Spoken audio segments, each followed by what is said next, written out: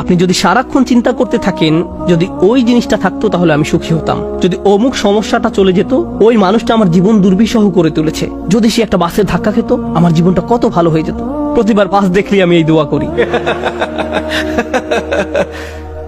আমরা সব সময় নিজেদেরকে একথা বলে বুঝাই, যদি অমুক মানুষটি বা অমুক সমস্যাটি জীবন থেকে চলে যেত তাহলে জীবন কত সুন্দর হয়ে যেত, অথবা যদি অমুক দুঃখটি দূর হয়ে যেত তাহলে সবকিছু পারফেক্ট হয়ে যেত। যদি মানুষের পরিবর্তন হতো, যদি পরিস্থিতির পরিবর্তন হতো, যদি পরিবেশের পরিবর্তন হতো, আমরা এভাবে ভাবতে থাকি সবকিছুর পরিবর্তন হলে জীবন সুন্দর হয়ে যেত, তাহলে আমাকে আর দুর্বল থাকতে হতো না। আমরা ভোগের উপর ভোগ করতে থাকি আর এতে পুরোপুরি আচ্ছন্ন হয়ে পড়ি। আর আল্লাহ আজ্জা জাল্লা বর্ণনা করছেন, জানো তুমি কত দুর্বল? তুমি একটি মাছির চেয়েও দুর্বল। দুআফাত তালিব ওয়াল মাতলুব।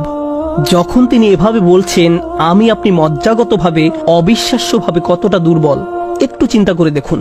আপনাদের প্রত্যেকের মাথায় বিভিন্ন জিনিসের চিন্তা আছে প্রতিদিন। আমরা এখন রোজা রাখছি, নামাজ পড়ছি, আর আলহামদুলিল্লাহ নামাজ পড়ার সময় আমরা মনোযোগ ধরে রাখার চেষ্টা করি, কিন্তু এর বাইরে আপনার মাথায় কোন চিন্তা ঘুরঘুর করে? আপনি কি নিয়ে উদ্বিগ্ন থাকেন? আপনি কি নিয়ে চিন্তা করেন? কোন চিন্তাটি আপনার মাথায় সারাক্ষণ ঘুরতে থাকে? কোন জিনিসটির ব্যাপারে ভাবেন এটা যদি থাকতো, আর কোন জিনিসটির ব্যাপারে ভাবেন যদি এটা না থাকতো? কারোর জন্য অসুস্থতা, কারোর জন্য ডিপ্রেশন, কারোর জন্য দুঃখ, কারোর জন্য হয়তো কোনো ব্যক্তি। কেউ কেউ ভাবেন যদি ওই মানুষটা আমার ব্যাপারে খুশি হতো। তারা